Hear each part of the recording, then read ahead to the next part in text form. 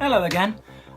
First things first, I'm so sorry. I know I said I was going to do it last month, but it's been absolutely hectic. I've just been working so much. I think today was one of the only days I've had a day off.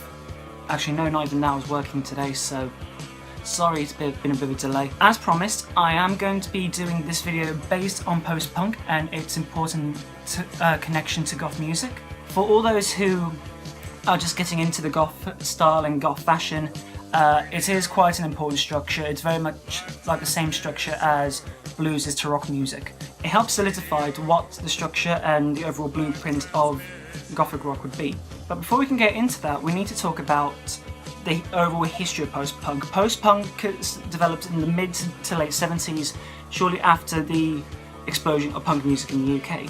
Now, bands like that was like the Sex Pistols and the Clash, and just before the Oi Oi movement to the 80s. A good example of pre-post-punk, or proto-post-punk as I like to call it, was some of the art rock movements. A good example is Doctor of Madness. They're a band which you haven't really heard much because they were only ever short-lived, but a lot of their influences did help inspire with many bands to go from the post-punk sound, and then later were shortly credited within loads of Gothic bands as well for their artistic movement and how theatrical their style could be.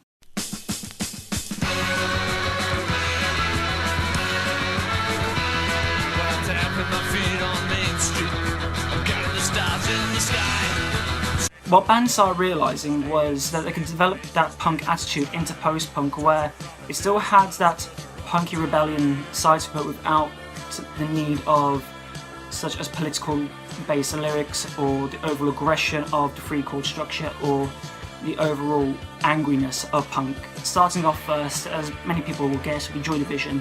Joy Division were a post-punk band formed from the late 70s until their disbandment in 1980. What made them a very key structure and what made them post-punk compared to punk was not only Ian Curtis's iconic and droning voice, which helped solidify the overall stereotype of the bass tone for Gothic vocalists.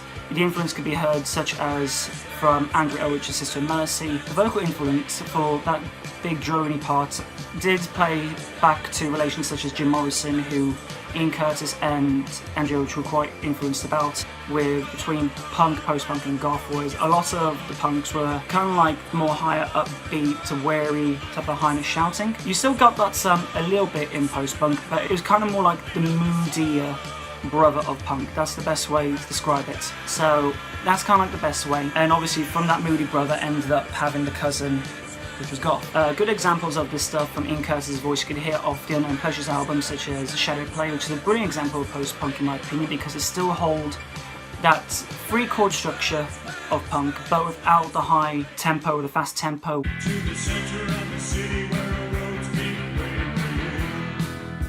Other good ones on that album is stuff like Disorder and She Lost Control, which you can tell was a different resemblance in sound from the punk sound. Just as punk was very fast and energetic, post-punk was a bit more moodier and a little bit less tempoed. Other bands to mention about this type of stuff would be The Cure from their very early stuff, such as the first album, where Boys Don't Cry was kind of like the post-punk song of its time. You can tell that it had punk relations because of that type of charisma. You didn't need to be great to be a vocalist for post-punk, and that's what they took on board with that. It was still upbeat, it was still quite tempoed, but it wasn't political or angry, and obviously through that time, through the post-punk movement, came the goth trinity, which was 17 Seconds, Faith and Pornography, still heavily post-punk influenced, but then finding the sound of Gothic rock later on. Other good examples of post-punk, in my opinion, are bands like Red Lorry, Yellow Lorry. If you haven't checked them out, they are a very recommended band. I believe they were either London or Leeds based,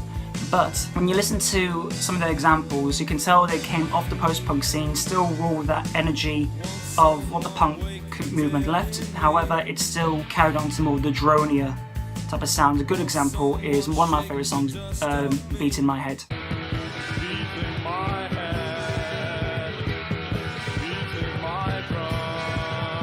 So already you can hear this type of connection from where the punk sound would have been. You can still hear the blueprints and the repertoires within punk, and at the same time you can still hear a lot of it from in their incorporation. And obviously with most punk bands, they end up changing from post-punk and being labelled into goth music.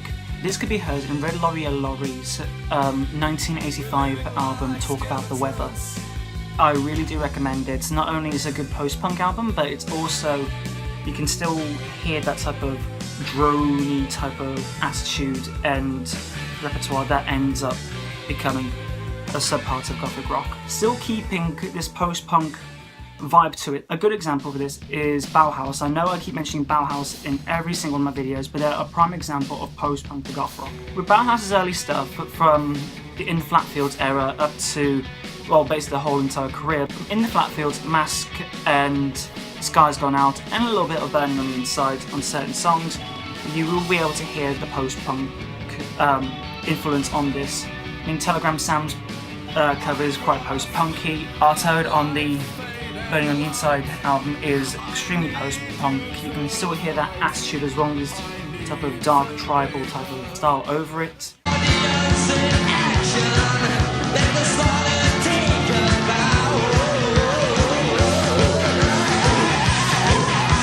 The more you think about more post-punk and the more darker it gets, the more you end up having this gothic connection. This is why it is crucial that when you get into gothic rock to kind of understand post-punk. There's always been the saying that goth is the miserable, moody cousin of the angry punks, and it is true because you need the attitude and the DIY style for that, as well as to build that theatrical type of moodiness to it. Susan the Banshees is another good example when it came to post-punk. The Scream album is completely full of post-punk type of repertoires and sounds and structures. Suburban Relapse is a very good example on that one.